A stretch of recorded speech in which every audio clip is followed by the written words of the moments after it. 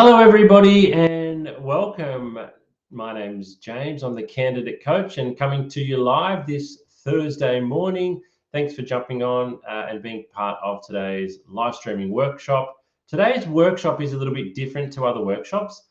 We're just going to simply be asking the questions that you've been sending through. We've had this session advertised for a little while now, so we've had plenty of questions come through on the socials and via email.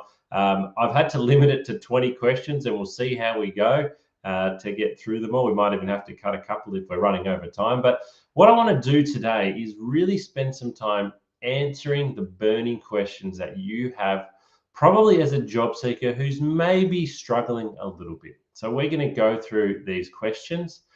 Also happy to take more questions. So wherever you're watching this, on whatever platform it is, you'll have the ability to be able to ask more questions. And I'd encourage you to pop them in because I'm streaming to you live. It's Thursday morning and we want to answer your questions. So no visual aids today. It's just going to be me going through the questions that we've got in advance and hopefully giving you some great answers. All right, let's go with the very first question. It's come from a job seeker called Darren, and Darren has said, I have been employed for over 20 years. I want to start looking for a new job. Where do I go to begin? So that's a great question, Darren. If you've been working for a long time, maybe 10, 20 years, where do you go to begin looking for work? Well, the first thing I'd recommend you do is that you do a lot of research. And the best place to start doing that research is on the job boards. There you'll obviously see positions that are advertised, but it'll help to give you a real understanding for the types of roles that are available that are of interest to you. And one of the important things that you can do is to start to get a sense of how many vacancies, for example, there are. If you're looking for a role where there's a lot of vacancies in your area, let's say you see 20 or 30 advertisements, you know that there's a number of organizations hiring. However, if you only find one or two advertisements, well, then that's really important for you to know because it means that opportunities aren't coming up very often. And when you are applying for those roles, you have to do so with great care and diligence. So where I would recommend you start, Darren, is on the job boards. Get a sense of what's available, have a look around. I'd then start to use your own network. Talk to people within your organization and talk to people outside of your organization to find what's happening in the marketplace. Excuse me there, a little bit of a sneeze. Find what's happening in the marketplace and find out how other people's careers have gone. Let them know that you're looking for work because you'll hear about the hidden job market. It is real and it's possible for you to access it. Second question, and I've done these in order, so you'll see that they kind of build on each other today as well. How do I figure out what kind of job suits me best? Well, this really is a very important question that is challenging to answer because the answer is going to be different for every single person. How do I know what type of job is going to suit me best? If you're employed at the moment and you're not particularly happy with your work and you're wondering whether you're in the right career, I'd encourage you to, first of all, decide whether it's the type of work you're doing or the type of organization that you're working for. That's the problem, because it's likely to be more one than the other. It might feel like both. You might be like, I don't really like working here and I don't like the job. But if you moved your job to an organization that you loved, would you then enjoy the work?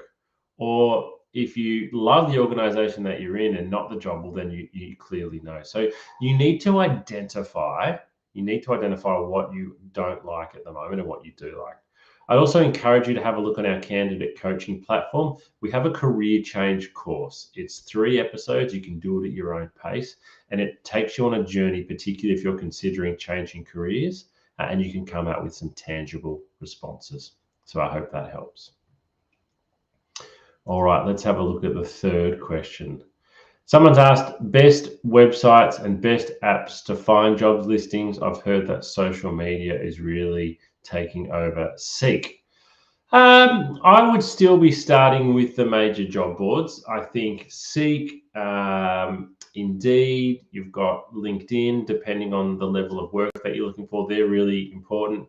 I still think many of the local news publications, particularly if you're in a rural or regional area.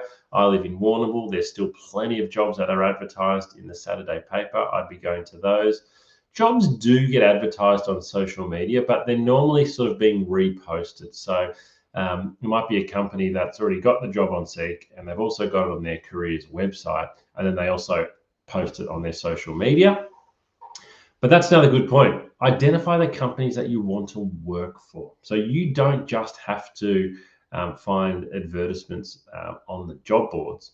You can go directly to the company. So if you think, hey, I would love to work for Australia Post, you don't have to just go on Seek. You can jump on their website and you can go to their careers section and you can find roles specifically at Australia Post on their own website. And that's a great way to apply.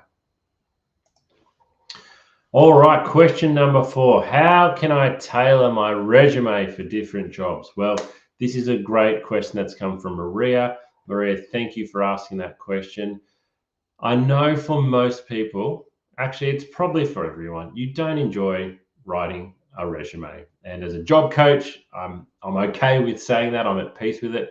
People don't like writing resumes. And the effort of actually writing your resume can be really large. But it is super important that you are tailoring your resume for every job. And that's because every job application that you make is to a different organization. And even though the position title will be different, there'll be certain things within the advertisement. So what I recommend for most people is that your resume is probably going to be 90, even 95% the same for nearly every role, but we're just going to tweak a little couple of things. So the main way that you're going to tweak it is probably in your most recent position, you'll have about 6 to 8 dot points that highlight your responsibilities, and you'll have maybe 2 or 3 achievements. Now, that part of your resume needs to be as closely linked as possible to the advertisement, to the role that's being advertised. And so that's why you need to tweak that part. So if you're applying for a job and they have the key selection criteria for the job is 1, 2, and 3, you want to show 1, 2, and 3 as closely as you can in your resume. So you're going back to your dot points because you can only have 6 to 8. So the 6 to 8 things that you list there need to match the advertisement. You probably had 100 responsibilities in your last job. So we're not saying to lie, but you need to pick the 6 to 8 that are most relevant to your previous, to the job that you're applying for. And so most of your resume just remains the same. It's just tweaking a couple of things. Or you might read an advertisement and go, oh, do you know what? They've mentioned a particular software here. I haven't got that listed on my resume. I need to get it listed on my resume, and I need to make it easy to find. Question 5 on the back of resumes, do I still need to write a cover letter for every job application? Yes. Unless the advertisement says don't write a cover letter, you need to write a cover letter. Some recruiters read the cover letter before they even open the resume. So if you send an application in for a role without a cover letter, and that recruiter's preference is to receive a cover letter, then you're already sitting behind the other candidates in terms of how the recruiter's viewing you. So I would say every time you submit an application, you should include a cover letter unless you're specifically told not to. I'd also say you only have 2 opportunities to stand out as a candidate. One is your resume. The second is your cover letter. So why you would skip or pass on these, or why you wouldn't put a great tailored cover letter together, kind of baffles me, because it is an opportunity for you to stand out in I guess a system or a procedure where you don't have a lot of opportunity. So write a great customized tailored cover letter for each role that you're applying to. I promise you that the recruiters that read it will be impressed. Question 6 for today, how do I identify my transferable skills if I'm changing careers? Oh, this is a really good question. We get this quite commonly. Again, I'd encourage you to go and have a look at our course, our career change course on the Candidate Coach platform. If you can't find it, you can reach out directly to me, James Whitcomb, on LinkedIn and send me a message.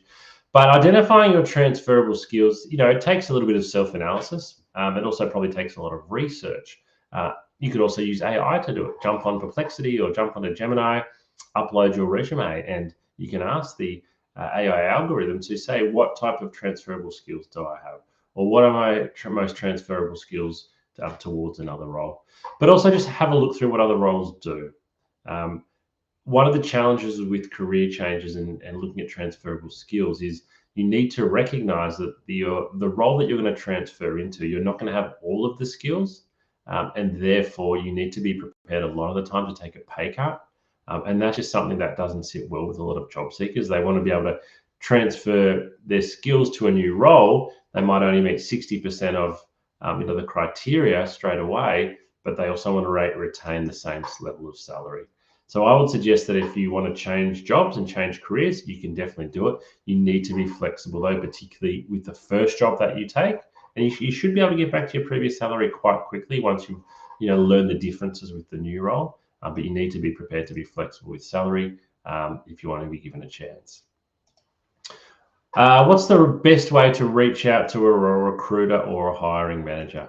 Great question. So I actually think the best way to reach out, certainly the best way to stand out, is to pick up the phone.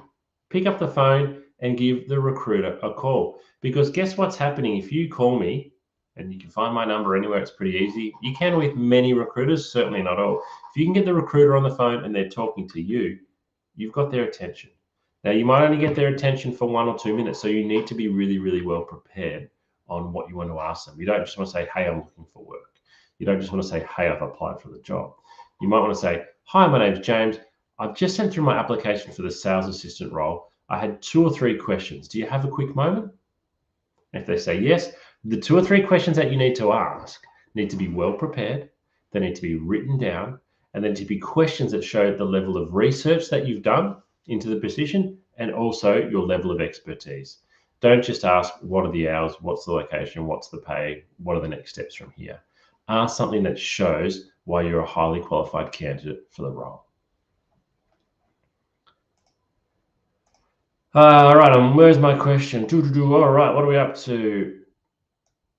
How can I prepare an effective LinkedIn profile when looking for work? So again, and I don't want to feel like I'm just pushing everybody back to our online coaching, but we've got 3 videos on our candidate coaching platform that you can use here. How to create a resume, how to create your LinkedIn profile for the first time, how to maximize your profile strengths, and also how to network. I'd really encourage you to watch those videos. Your LinkedIn profile is huge for your personal brand. It's huge for your professional and your career brand as well. A lot of people sort of dust off their LinkedIn profile when they start looking for work, and then they forget about it when they're not. So I would really encourage you, like most social media platforms, to be on there all the time. But you certainly want to make sure that your LinkedIn profile is selling you, that it's got a lot of your achievements listed, that there's a featured section where you can pin things to. It's kind of like your resume. It needs to promote you, but it's also a lot more visual. So definitely have a profile picture there. But just engage on LinkedIn. Don't be passive. Question 9, how do I stay motivated during a long job search? I've been looking for work for 3 months now, and I'm feeling really depressed about the whole thing. That question's come through from Tony. Tony, I'm sorry to hear that's how you're feeling. I work with a lot of what I call medium to long-term unemployed individuals, and the feeling that you have is quite common. You can feel quite despondent and certainly demotivated when you've been looking for work for some time and you haven't had much success. What I'd really encourage you to do is to protect your time and to plan out your days and your weeks.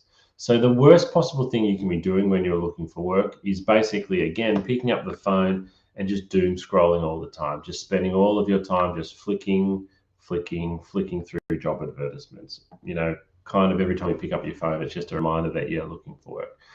I really recommend that if you are unemployed, you set out your days so that you have clearly allocated time for looking for work and applying, and clearly allocated time when you're not. I would say 2 hours in the morning and 2 hours in the evening is the absolute maximum you are doing. So for example, from 9 a.m. to 11 a.m., you might work on applications, and then from 11 a.m. through to 2 p.m., you're not even picking up your phone. You're cooking, you're exercising, you're going for a walk. You are not touching job applications. Certainly if somebody calls you, you'll take the call, But then again, in the afternoon, you have an allocated 2-hour period, let's say 1 till 3 p.m. You finalize those applications, you submit them, and then you don't even check. You wait until the next morning and then you pick things up again. If you're doing that, that's 20 hours a week. That is enough. Monday to Friday, 20 hours a week. I recommend that you should be spending at least 2 hours on each application. So that's still 10 applications, but you need to protect your time. Don't just sit there scrolling all the time. Don't just sit there looking for work all the time. You've got time to do it, and you've got time to get as far away from it as you can. That's really important. Okay, so I've kind of answered the next question. How many jobs should I apply for each week? So as I said, my maximum, I recommend that you need to take minimum of 2 hours to do the right amount of research, to write a good cover letter and to tailor your resume. And I recommend that you shouldn't spend more than 4 hours a day applying, 2 lots of 2 hours. And I recommend that you shouldn't do it on the weekend. So that's 20 hours. You could do 10 applications in that time, but realistically, you need to be able to track all of your applications. I see candidates, and the job boards allow this now, they can apply for 50 jobs in an hour. It's just click apply, click apply, click apply. Same resume goes out. It's garbage going out, and you get garbage responses coming back. You need to spend the time on each application. So I would recommend the absolute maximum you should be doing is 10, but I'd also caution that 10 is a lot because you need to keep track of them. We've got some tracking documents that you can use that you can again download from the Candidate Coach to make sure that you're tracking everything that you've been applying for. What you don't want is the recruiter to call up and say, "Hey, thanks very much. It's James here. We just received your application." And you're like, "Oh, which job was that?" You don't want to be saying that. That doesn't create a great impression to the recruiter. Another follow-up question here is, how long does the average job search take? I can't tell you, I'm afraid. It's different for everybody. It really is. The role that you're going to eventually land in, if that was advertised today, you might start in it next week. Probably what I find is that I'll use the word older job seekers, so let's say 50 plus, who have had a really successful career, are often surprised how long it takes them to find their next job. And therefore, at the beginning of that process, they might take 3 months off. Let's say you've been offered a redundancy. You've got a 3-month redundancy. Fantastic. Take the 3-month redundancy.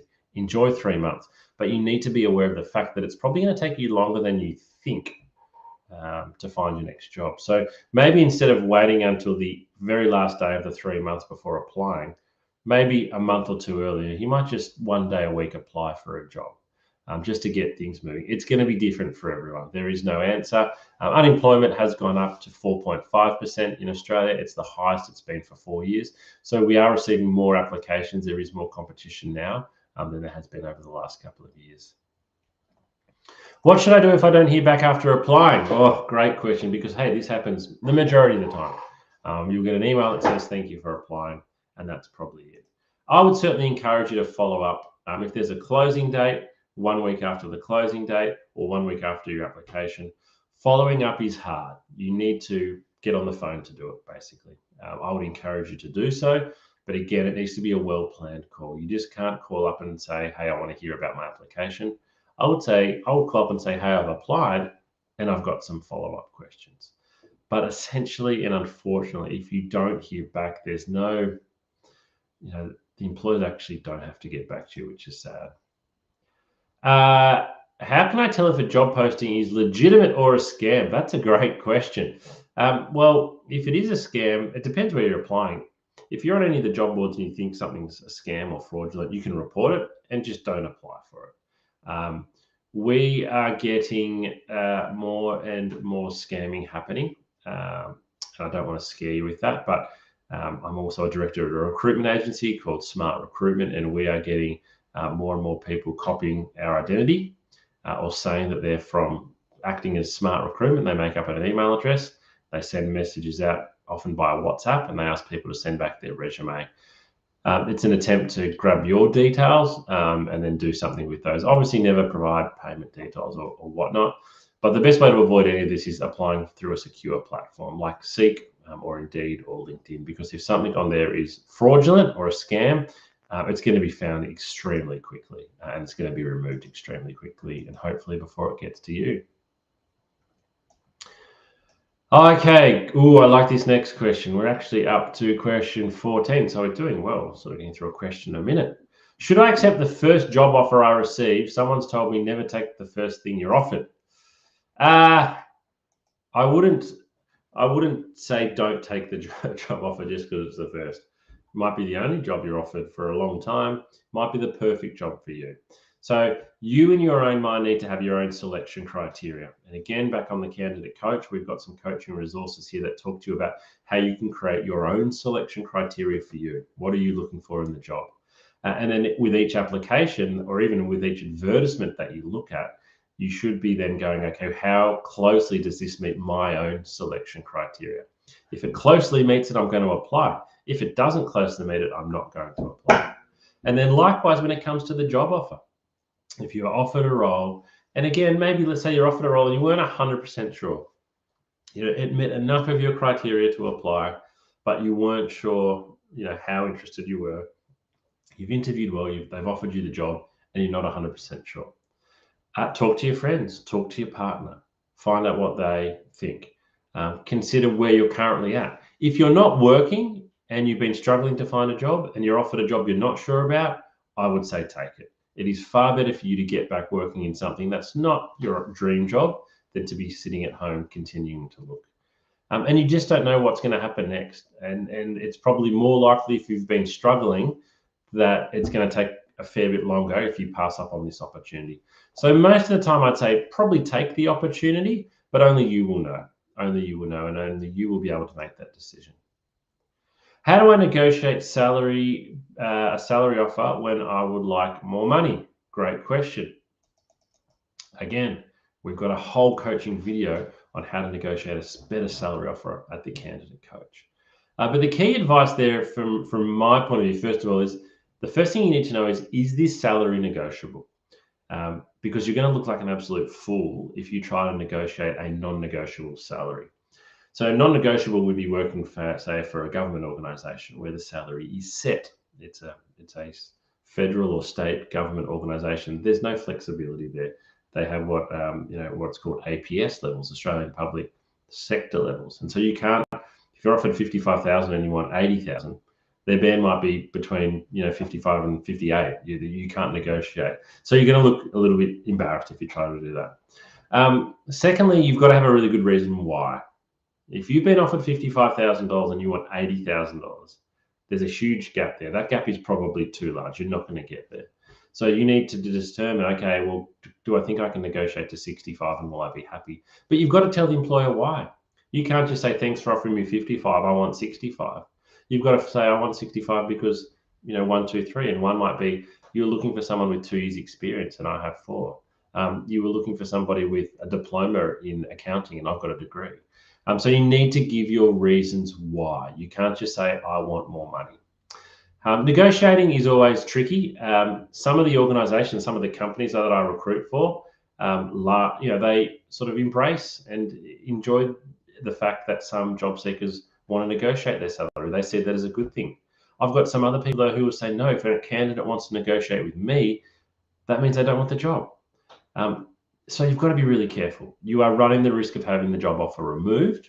So make sure that if you are happy with that original offer of 55, take it, or ask very delicately, for a reconsideration. But you need to be aware that once you ask to negotiate a higher salary, you're actually opening up the opportunity of the offer being removed. Question 16, what questions should I ask before accepting the job offer? Okay, so this is really important because a lot of people get super excited. We've been offered the job.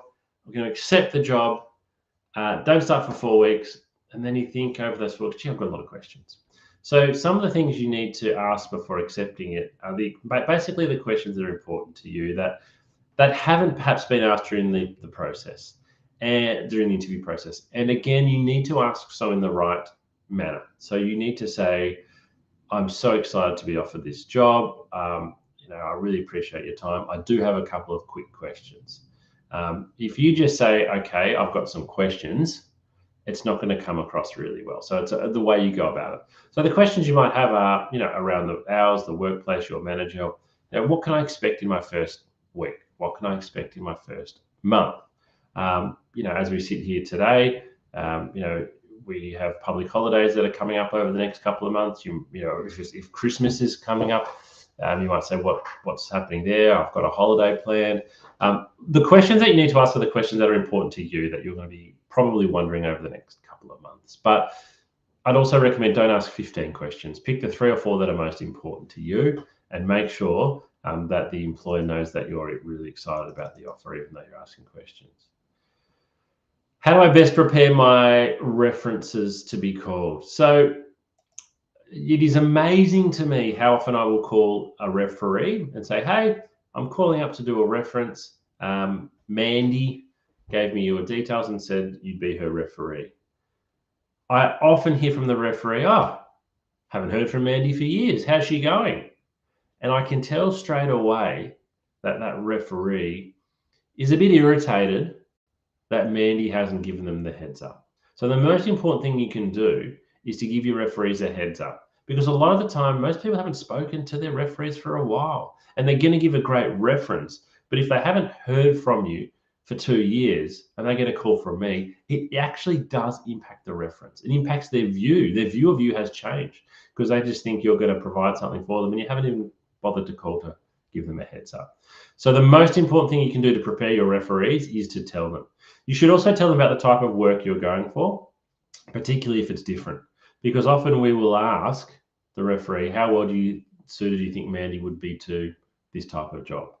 And if the referee says, that's very different from the previous role, gee, I'm not sure, it's not going to be a great answer. But if the referee says, yeah, Mandy has told me about this career change she wants to make, she's really, really passionate about it, and I think this will be a great step for her, that's a very different answer. So you want to tell your referee, firstly, give them a heads up that you're looking for work, tell them about the type of work that you're applying for. And even to the point of, if you've had 3 interviews and today they say, we'll now move and contact your references, give them that closer heads up. Hey, I just had my 3rd round interview. They said they're going to move to references. So just letting you know, by the way, is there actually a time that would suit you to give them a call? That really helps. Okay, question 18 for today. What paperwork do I often need to complete before starting to give a new job? I really don't like sharing my details and banking information with anyone. Well, I understand that privacy is a big deal, but you are going to need to share your banking details with your employer, or they're not going to be able to pay you. So when you're applying for a job, you will always need to provide your resume. You will often need to provide some identification, and sometimes this can be 100 points of identification depending on the role. So license, passport, birth certificate, those types of things. References, you might need to do some online testing. When you are about to start as an employee, though, you need to provide a lot more information. So you need sometimes to provide medical information. You may need to go for a pre-employment medical check. You need to provide banking information, superannuation information, next of kin, emergency contact. There will be some health questions there as well. You have to provide all this. Your employer is obligated to keep it as secure as possible and not to share that information, but you will need to share it. I've been receiving a lot of rejections. How do I handle these rejections and keep improving? Because most of them don't give me any feedback. I'm sorry to hear that's the case for you, whoever sent that question or statement through. Wherever you can get feedback is great. Feedback is absolutely gold. So for every rejection that you get, even if it's via email, I would ask the question, is there any area where you think I can improve for next time? And the key phrase here is for next time. And I would hope that at least for the job interviews that you're going for, you're receiving feedback. And if you're not, then I would be saying, I really enjoyed meeting with you. So it's positive. I really enjoyed meeting with you. Disappointed I didn't get the job, but where do you think I could improve for next time? And what you're doing by saying for next time is you're not saying, why didn't I get the job? Or what did I do wrong? You're actually changing the atmosphere. You're changing the environment, and you're making it easy for the recruiter to be honest with you. If you say, okay, well, why didn't I get the job? The recruiter is going to find you to be quite combative, quite confrontational. It's going to be an awkward conversation. They're probably going to be a bit dismissive and say something like other people were stronger. Whereas if you can say, look, thanks for letting me know, I really appreciate it. Where do you think I could improve for next time? I've been looking for work for 2 months now, had a couple of interviews, but if you could give me some honest feedback on where I could improve, that would be great. And then whatever the recruiter says, you just say, thank you for sharing that with me. You don't debate them, you don't argue them, you just say, thank you. It is likely that you will potentially disagree with what they say, but therein lies the rub. You don't actually understand where your weaknesses are a lot of the time. When you hear it from somebody else, it's important to accept it. Okay, now last question today. How do I smoothly transition into a new job after getting hired? So this is a great question to finish with. If once you've been offered the job, I would really encourage you, let's say again you're starting in 4 weeks, to reach out to your new manager and to say to them, hey, I'm not starting for 4 weeks, but I would love to be able to have coffee with you. Can we have a coffee with you before then? Because I'd like to get to meet you. I want to hit the ground running. So reaching out and speaking to your manager in advance is absolutely fantastic. If you've got other contacts at that organization, friends or associates that work there, I'd recommend doing the same as well. That's going to really help you straight away. That's what I'd recommend you do beforehand. I would also recommend that you treat the first 30 days like it's a trial, because first impressions really matter. Now, let's imagine you get there 30 minutes early every day of your first month. Your reputation, everyone is going to remember that.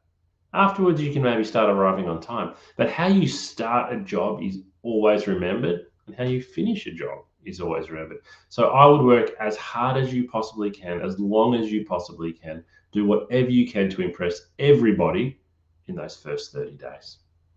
Well, thanks very much for joining me today. Thank you to everybody who sent those questions through. Just a reminder that you can access so much support material. Many of the questions that you've asked today, we have answers to on your candidate coaching platform.